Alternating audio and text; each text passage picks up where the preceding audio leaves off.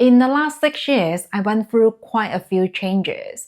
I was once a shopaholic who liked nothing more than buying designer handbags, but later I became obsessed with saving money, especially during the time when I was trying to achieve financial independence. Fast forward to now, I'm living life with a lot more balance, and I like to think I'm very intentional with my spendings. By that I mean I can be very frugal in certain areas, but there are 6 categories that I don't go cheap on because I really believe trying to save a few bucks in these areas can end up costing us way more in the long run. The first thing you should not go cheap on is a wardrobe that you will actually wear for many years. Now, some people tend to think buying shoes, clothes, and bags is a waste of money, but that really isn't the case because if you buy the right pieces, you really will save time and money in the long run. Take me for example, I now shop a lot less even though my wardrobe is actually smaller than before,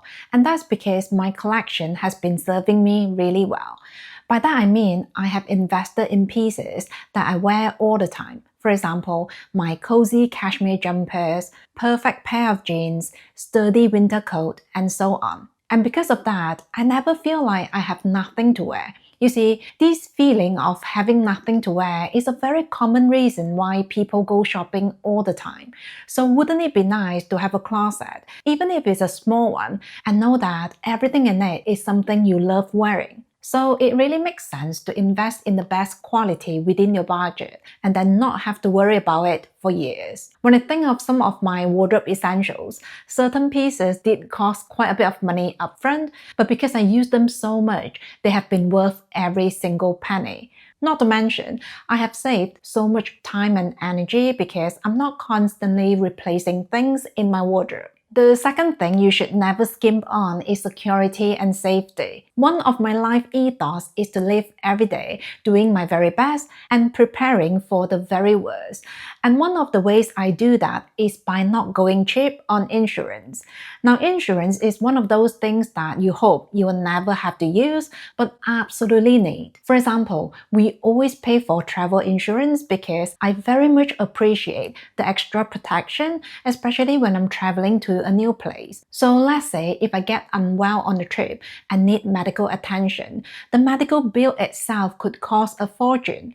And when I look at things this way, paying for the travel insurance is very much worth it. Same goes with home insurance. I have a small collection of nice things, so it does cost more to have them covered. But I'm happy to pay for it because just the peace of mind itself is worth every single penny. This is why I always encourage everyone to buy luxury items in a more intentional way because the more you own, the more expensive your insurance will get. So make sure you don't own anything that you cannot afford to lose. Another area you should never go cheap on is self-improvement. Whether it is learning a new skill, reading books, or taking courses, investing in yourself is one of the best decisions you can make. Here's the thing, I spent pretty much my entire childhood studying really hard, and when I became an adult, I realized I was lacking in so many areas. Till I was about 19, I couldn't swim, ski, or ice skate.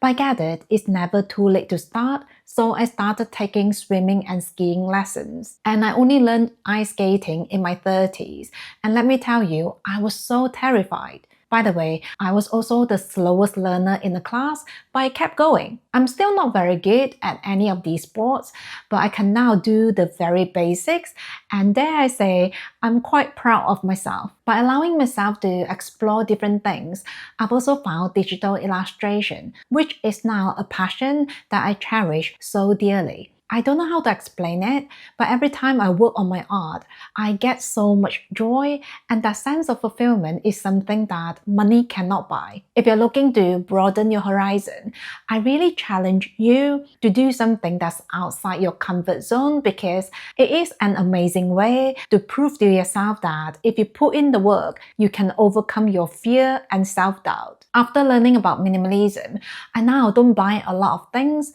but one thing that I have no problem splurging on are books. I read books from so many categories, from fiction to investment to Bitcoin to graphic novels and even educational books. I really believe that your skills and knowledge can have a ripple effect that impacts so many areas of your life. And the best thing is, once you've learned something, no one can take that away from you. So make sure you don't go cheap on improving yourself. Number 4, you should never go cheap on your future self.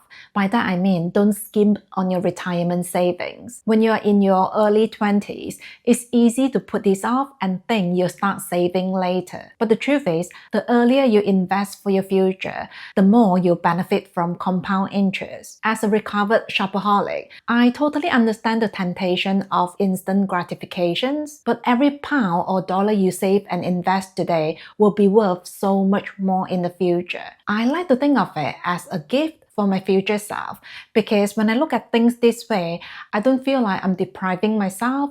If anything, I'm being smart with my money. In the financial world, this is called paying yourself first, and for good reason. You see, if you don't look after yourself and your future, no one else is going to do it for you. So make sure you don't go cheap on your future. The 5th thing we should not go cheap on is creating memories.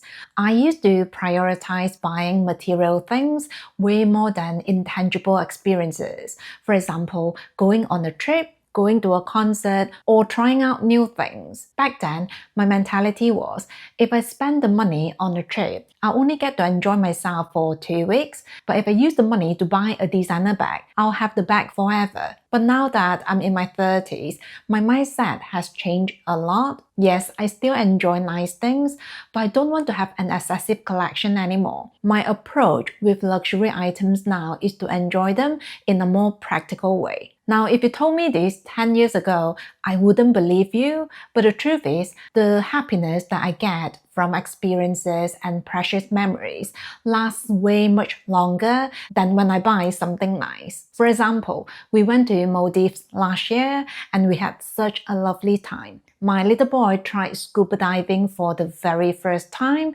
and we made so many friends. This was about 6 months ago, but even now, my family are always talking about the trip, and it's like we get to relive the experiences each time. So it's fair to say these special memories really do stay with you forever. And talking about not skimping on creating memories, I think it's really important that we make time for that. And sometimes that means cutting back on working hours.